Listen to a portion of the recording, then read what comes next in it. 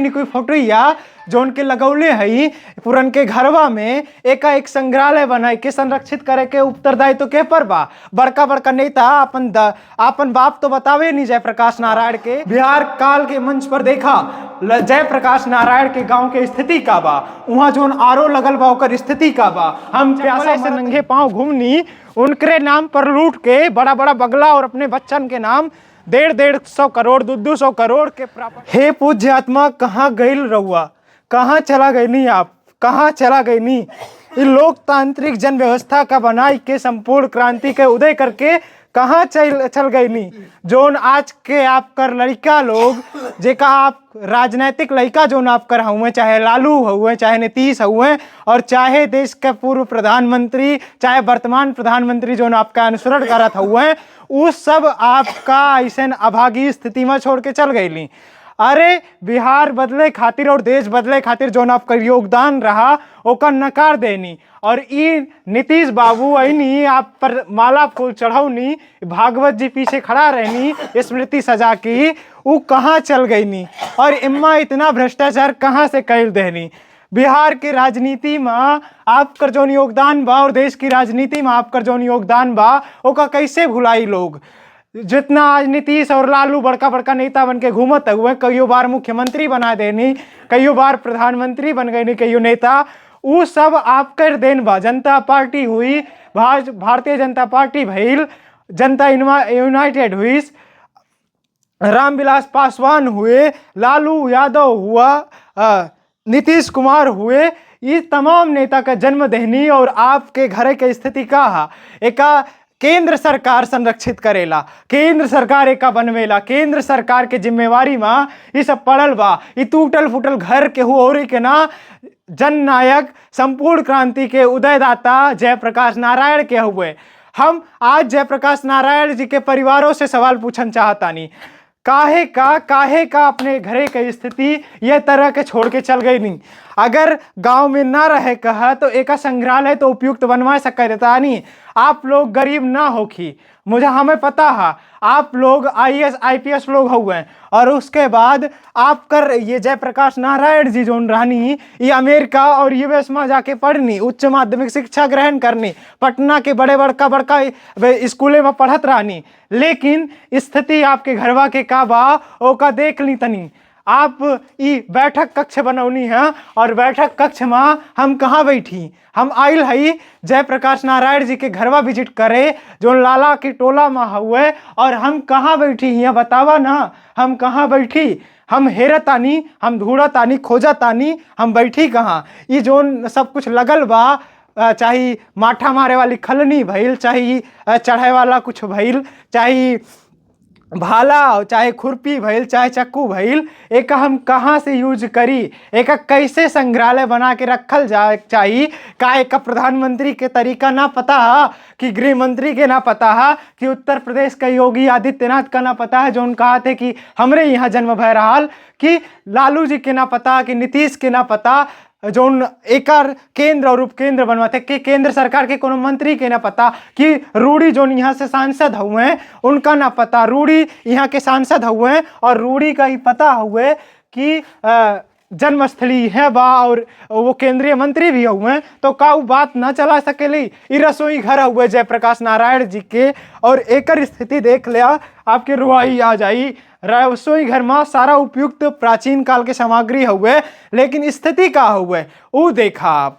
जयप्रकाश नारायण जी की बड़का बड़का फोटोया लगा के का साबित करल चाहतानी कि हमरे सबका अखिया मुन जाई। ये गंदी तख्तवा पे रखल हुआ VIP रूम का पोस्टर बा, बेडरूम के पोस्टर बा, ऑफिस का पोस्टर बा, कहाँ लागी, कब लागी, यह पूछल चाहतानी। और निकोई फोटोया जो उनके लगौले हई पुरन के घरवा में एक संग्रहालय बनाए के संरक्षित करे के उत्तरदायित्व के पर बा। बड़का बड़का नेता अपन बाप तो बतावे नहीं जयप्रकाश नारायण के, लेकिन जो पुत्र हुए का ओकर जिम्मेदारी ना बनेला कि जयप्रकाश नारायण जी के नमुआ पे कुछ कइल जाला। ई दादा हुए जो यहाँ का संरक्षित करेला, यहाँ का देखेला, यहाँ के देख रेख करेला, इनकर स्थिति का हुए।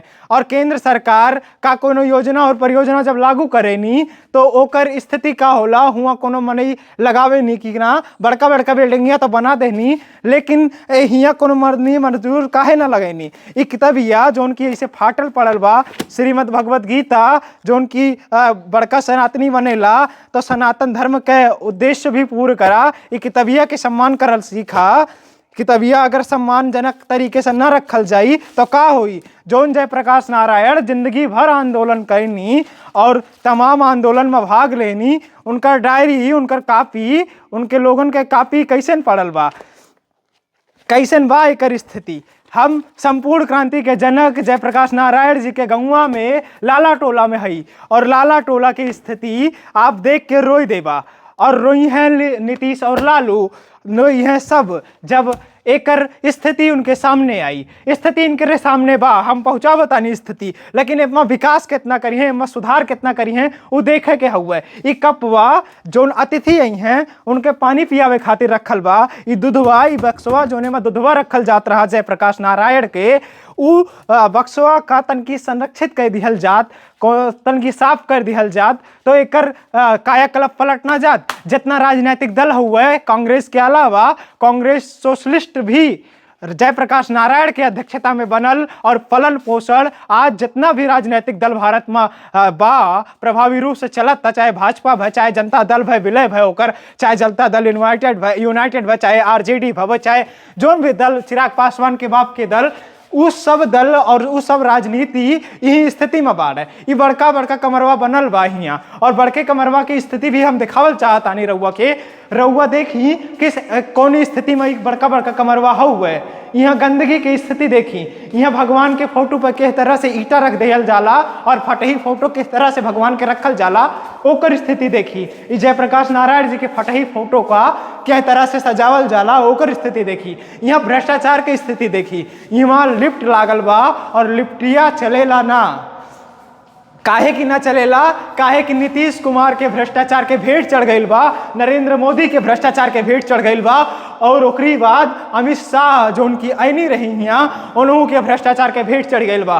का उनका सबका ना दिखाएला कि कौन स्थिति में जयप्रकाश नारायण जी के घर बहा ई आरो लगल हुआ है। और हम प्यास के मारा तरफा तानी, हम बिहार में घुस गए बानी, अब बिहार चुनाव का यात्रा देखा तानी, आप बिहार काल पे देखा तानी, भोजपुरी हमार मंच हुई बिहार काल नाम से, और एकर स्थिति देखा का बा। बिहार काल के मंच पर देखा जयप्रकाश नारायण के गांव के स्थिति का बा, वहाँ जोन आरो लगल बा ओकर स्थिति का बा, हम प्यासा मरत ही वहाँ डस्टबिन रखल बा ओकर स्थिति का बा, सूखा कचरा, गीला कचरा, जोन समग्र क्रांति के बात करत रानी जयप्रकाश नारायण जी, हर शोषित वंचित और अगड़े पिछड़े को एक साथ मिलाकर चलने की बात करत रानी जयप्रकाश नारायण जी। उनके घरवा की स्थिति ई बा, और उनके नाम पर केंद्र सरकार और तमाम सरकार संग्रहालय बनवाइले बा, ओकर स्थिति ई बा। बिहार सरकार ये स्थिति का कोने तरह से देखा था ये हमें ना पता। बिहार सरकार जोने भी तरह से देखा था, बिहार सरकार जोने के ताई उत्तरदायित्व रखत रही ओका हम आपका देखा नहीं, लेकिन एक केंद्र सरकार देखी नहीं, और केंद्र सरकार की स्थिति हम आपका दिखावे खातिर यहाँ आ गई बानी। ई बड़का बड़का फोटोया में बड़का बड़का अक्षरवा में पीले कलर में अमित शाह जी का नाम लिखन बा, और माननीय सहकारिता और गृह मंत्री हुए भारत सरकार के उत्तर प्रदेश के मुखिया योगी आदित्यनाथ के भी फोटो लागल बा, और वीरेंद्र सिंह जौन सांसद रानी अध्यक्ष रानी बलिया से उनकर फोटो लगल बा, और बड़का बड़का दावा करत रानी। कल हम मिला रहे मस्त जी से, वो बड़का बड़का दावा करत रानी कि हम अध्यक्षता में बहुत कुछ बदल देव, जयप्रकाश नारायण जी का के स्थल का और उनके नारा का चरितार्थ कर देव। लेकिन स्थिति है बा, जयप्रकाश नारायण जी जो उनकी चप्पले से नंगे पांव घूमनी, उनके नाम पर लूट के बड़ा बड़ा बंगला और अपने बच्चन के नाम 150 करोड़ 200 करोड़ के प्रॉपर्टी बना लेने वाले लालू यादव और उनकर दंपत्ति पुत्र बनकर राजनीति करके अपने मेहरारू का और अपने लड़का का, अपने लड़की का सांसद और विधायक बने के अपने आप का 2 बार मुख्यमंत्री और अपने आप का अपने पत्नी के मेहरारू के मुख्यमंत्री बना देनी, ओकर स्थिति का बा आप देख ला। ये छुपल ना रहे के चाहिए। हम चुनाव यात्रा में बिहार के कुरीति का, बिहार के संस्कृति का और बिहार का पूरे समग्र और सजोई के चलल चाहतानी, ओका दिखावल चाहतानी, ओकर स्थिति दिखावल चाहतानी। और बिहार के आंदोलन के जनक, देश के आंदोलन के जनक, देश में कांग्रेस के समापन के जनक जयप्रकाश नारायण जी के जन्मस्थल के स्थिति यह बा। यहाँ से 1 किलोमीटर दूर उत्तर प्रदेश बा और ये बिहार हा। कुछ लोग माने ली कि बिहार में जयप्रकाश नारायण जी के जन्म भइल रही, कुछ लोग कहे नहीं कि यहाँ भइल रही, लेकिन ये सील पैक करके अग्निशामक यंत्र रखल बा और यहाँ आग लगल बा, ओका बुझावे के कामों न करत आई। हम का कहीं ये भ्रष्टाचार पे कैसे नेकर आकलन करी, कैसे नेकर तुलना करी, और सच्ची बात बोला तानी तबे भगवान बारिश करावत तानी, भगवान बारिश करावत हुए। और इन नेतन की स्थिति का हुई वो हमें ना, इन नेतन की स्थिति का हुई हमें ना पता, लेकिन संपूर्ण क्रांति के जनक जयप्रकाश नारायण जी के जन्मस्थली की स्थिति है बा। ये आपसे छुपल ना रह चाहत रही और यही खातिर हमें का आपका देखाऊ नहीं, हम समझौ नहीं आपका कि कोने स्थिति में समग्र आंदोलन और संपूर्ण क्रांति के जनक जो उनके देश के सत्ता का परिवर्तन दे देनी और इमरजेंसी के दौर में चिल्लैनी, जैसे तमाम राजनेता जेल गई नहीं और मुख्यमंत्री और प्रधानमंत्री की कुर्सी पर स्थापित कर लेनी अपने आप का, और आप स्थापित कर देनी, आपकर मृत्यु हो गई, ओकरे बादो आपके दंपत पुत्र बने वाले तमाम नेता बड़ा पद पा गई नी, तो उनकर स्थिति का बा ये आप देख ला। और देश का स्थिति है बा। बाकी जयप्रकाश नारायण जी के नाम पर केंद्र सरकार जो कैनिस ये बहुत अच्छा ना कैलेस। जय तरह से भ्रष्टाचार के भेंट चढ़ गई जयप्रकाश नारायण जी के केंद्रीय संग्रहालय के परियोजना और पर कोनो काम ना भैली, वो स्थिति आपसे छुपल ना रह चाहे। यही खातिर हम आपका एक दिखा देनी। आप एक बारे में का सोचेला आपन राय कमेंट बॉक्स में जरूर दा। आप बिहार काल देखत रानी, हम है गौरव विनायक और